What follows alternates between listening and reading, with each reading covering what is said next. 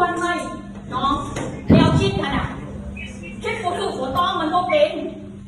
ความคิดนี่นะมันพาข้าคนตกต่ำไปคิดลบกับได้โลกนะเพราะแท้ทำลายคนเพราะไม่มีมาเอาใจกันอยู่นี่คนเดียวมันจะเป็นไปได้เพราะได้เอาใจไม่ได้มาจากทางนอกแต่เป็นคนนะยังแห่งไทยนะอาจารย์เห็นนี่นะคือเมื่อนั้นคือการตัวเฮ็ดทิพย์ตัวเฮ็ดโปรทึกตัวเมืองตัวน้องแม่น้องไปเนี้ยแต่ว่านี่แหละนิสัยต้องปรับพื้นผมไม่เชื่อให้หมู่ที่ไปเนี้ยของโตเป็นเดียวนะน้องว่ามันเป็นเดียวนะเขาต้องคิดถูกต้องว่ามันเป็นมันแทบจำกันไล่คนเอาอย่างลงพุ่มอาจารย์ที่มุ่งเปิดอาจารย์มุ่งว่าแต่มันมุ่งเหมาะสมแล้วอาจารย์ก็บอกว่าอย่างที่จะต้องจำได้มันต้องได้เอาแค่นำองค์การจัดตั้งน่ะน้องมันไล่คนนะว่าไม่ถึงมาเอาแต่กลุ่มเจ้ากลุ่มเดียวนึงมันโบได้เราสิว่าก็เข้าใจนิดนึงแต่ว่าไม่ใช่ว่าเราส่งทางราคาพูดห้องแล้วว่าสิ่งต่างๆเพราะว่าเราส่งหุ้นเราส่งเราว่าเนาะพี่น้องคือที่เห็นนั่นแหละคือเกิดเหตุเนาะระหว่างนักศึกษากับอาจารย์เนาะทะเลาะกันนะครับเนาะทะเลาะกันอยู่ในมหาวิทยาลัยแห่งหนึ่งเนาะในประเทศลาวกับสบายดีสวัสดีพี่น้องทางฝั่งไทยแล้วก็ฝั่งลาวนะครับผมวันนี้ก็มาอยู่ในช่องเบาลำชาแนลเส้นเก่าเส้นเคยนะครับผมล่าสุดนะครับมีอาจารย์นะครับกับนักศึกษาทะเลาะกันนะครับเนาะว่าคืออันนี้เบาลำกับบ่รู้นะครับผมเนาะว่าด้วยสาเหตุอันใดเนาะเบาลำกับบ่ฮู้คือกันนะครับแต่คือทางที่เพจลงกะบ่ได้ระบุข้อมูลแบบละเอียดเนาะเบาลำกับบ่ฮู้คือกันด้วยสาเหตุอันใดแต่ฟังจากที่อาจารย์เนาะฟังจากที่อาจารย์ว่านะแบบคือใส่แต่อารมณ์นะก็ควรที่จะตั้งสติหน่อยหนึ่งนะพี่น้องควรที่จะตั้งสติหน่อยหนึ่งในเมื่อตัวเองเป็นอาจารย์เนาะให้ความรู้กับนักเรียนนะให้ความรู้กับนักเรียนนักศึกษาควรที่จะมีสติเนาะเว้าแบบมีสัมมาคารวะนะพี่น้องมันจังแม่นเป็นครูเป็นอาจารย์นะพี่น้องอันนี้บ่ลำก็บ่ได้ว่าเข้าข้างผู้ใดนะที่อาจารย์เป็นแบบนี้ก็อาจสิเป็นเพราะแบบนักศึกษาเนาะละเมิดกฎระเบียบของมหาวิทยาลัยบ่หรือว่าจังใดเนาะอันนี้บ่ลำก็บ่ฮู้คือกันเนาะเพราะว่าบ่มีรายละเอียดลงมาเนาะในเพจที่ลงนะพี่น้องอันนี้คือในเพจ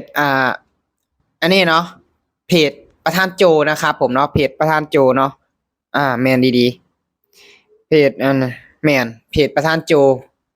ซึ่งได้เอาลงมาเนาะเราก็บ่ได้บอกรายละเอียดคือที่ว่าลำจะเอามาก็คือว่าอาจารย์เนาะในเรื่องของอาจารย์พี่น้องก็แม่นอยู่ดอกลูกศิษย์เนาะลูกศิษย์หรือว่าทั้งนักศึกษาก็อาจสิแบบมีมีผิดระเบียบแน่ล่ะเนาะอาจารย์จังให้อาจารย์จังอารมณ์ขึ้นขนาดนี้นะก็อาจสิมีผิดแน่ก็คือที่ในเมื่อเป็นอาจารย์เนาะในเมื่อเป็นอาจารย์ต้องบอกลูกศิษย์ดีๆนะพี่น้องนะต้องบอกลูกศิษย์ดีๆนะนี่ล่ะพี่น้องคือการที่เป็นนักศึกษาหรือว่าการเป็นครูอาจารย์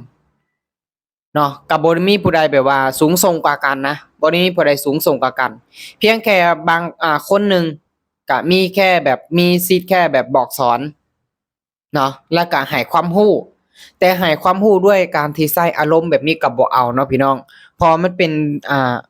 เป็นแบบไรล่ะมันเป็นอันนั้นบ่ดีปานใดนะ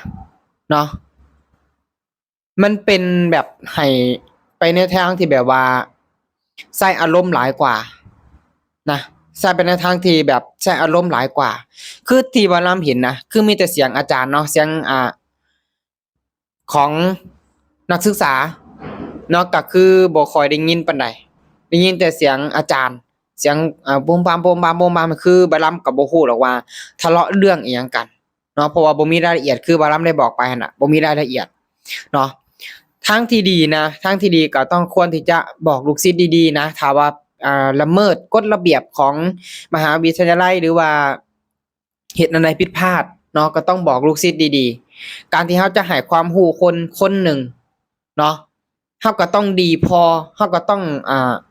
อยู่ในกฎระเบียบพอพี่น้องนี่ล่ะมันถึงจะเป็นหัวหน้านะหรือว่าเป็นครูอาจารย์ได้ลูกศิษย์ในเมื่อครูอาจารย์เนาะอ่าปฏิบัติในทางที่ดีลูกศิษย์เขาก็เดินตามถ้าเป็นแบบนี้นะบ่ลำเสือเด้อว่าเดี๋ยวอีกบ่โลนนะอีกบ่โดนเพราะว่าในทุกๆวันนี้นะคือบ่ลำบ่ได้มาโจมตีประเทศตัวเองนะพี่น้องถามว่าบ่ลำฮักบ่บ่ลำก็ฮักประเทศตัวเองประเทศไทยบ่ลำก็ฮักบ่ฮักประเทศไทยก็เท่ากับบ้านหลังที่สองของบ่ลำเนาะเพราะว่าเฮ็ดให้บ่ลำแบบมีเฮือนเนาะได้มีงานเฮ็ดงานทำได้มีเงินก็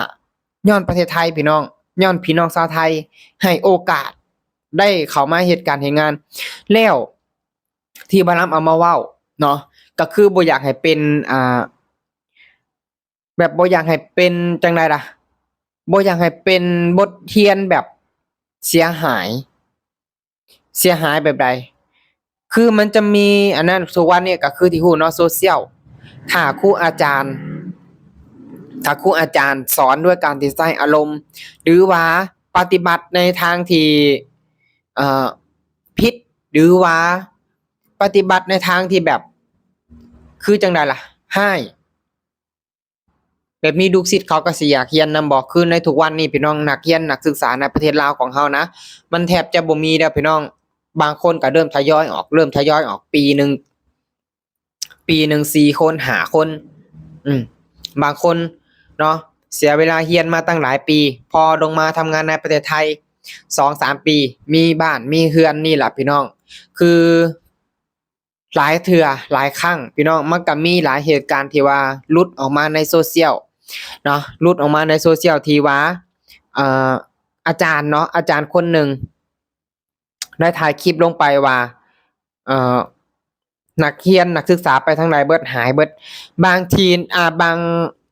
างมหาวิทยาลัยนะพี่น้องคือที่ว่าเห็นเขาเจ้าถ่ายลงนะจนเท่ากับว่า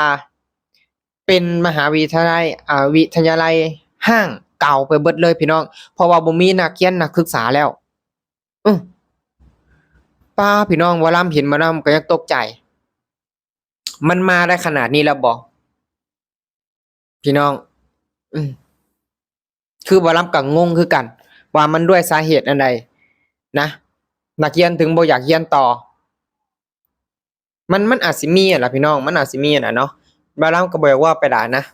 บ่ลำก็บอกว่าไปได้ก็อาจสิฮู้กันดีน่ะเนาะมันเป็นแบบใดในสถานการณ์ในตอนนี้นะพี่น้องบ่ว่าตั้งแต่นักเรียนนะบางทีก็ขาดบางพื้นที่เนาะก็ขาดครูอาจารย์คือกันเนาะบางครูอาจารย์บางคนเนาะหยังนะคือสอนฟรีมา7 ปี 8 ปีเป็นครูอาสามาสุดท้ายก็บ่มีงานเฮ็ดงานทำพี่น้องแล้วเป็นจังไดล่ะบัดนี้นี่ล่ะสาเหตุพี่น้องเนาะนะพี่น้องเบิ่งแล้วเห็นกันแบบใดก็สามารถคอมเมนต์กันเข้ามาได้นะพี่น้องเนาะสำหรับคลิปนี้บ่าวลำก็จะขอฝากกับเพียงเท่านี้เนาะขอบใจพี่น้องทางฝั่งไทยกับฝั่งลาวเนาะที่ติดตามรับชมคลิปเด้อสำหรับคลิปนี้บ่าวลำก็จะขอฝากกับเพียงเท่านี้เนาะขอบคุณเด้อ